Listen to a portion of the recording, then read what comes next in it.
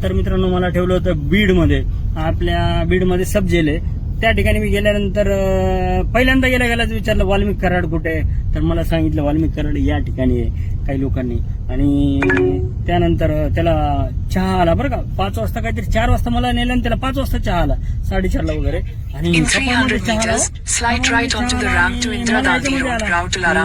कशामध्ये काय म्हणतात आपल्या प्लास्टिकच्या ह्याच्यात. म्हणलं त्याला कपामध्ये, मला प्लास्टिकच्या ह्याच्यात काय, ज्याच्यात 50-100 जणांनी चहा पिलाय आणि त्याला नवीन ह्याच्यात त्याला चपात्या पण यायच्या. लोकांनी मला सांगितलं की चपात्या 3 लेअरच्या त्याला चपात्या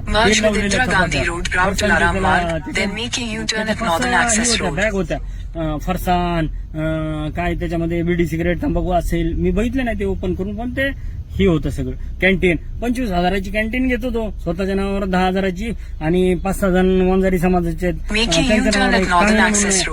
राजू का राजेश कांगणे, केदार आहे आपल्या, गावाचं नाव पण सांगतो थांबा, मर्डर मध्ये गावाचं नाव त्याचं ही आहे, पाथर्डीच्या जवळ एक गाव आहे शिरूर कासारचा. तर त्याच्या नावावर तो 5,000ची कॅन्टीन घेतो. म्हणजे ज्याची अवकत नाही ना त्यांच्या नावावर कॅन्टीन घ्यायचं, पैसे मागवायचं. आणि हे का 50-50 हजाराची कॅन्टीन असते का कुठं?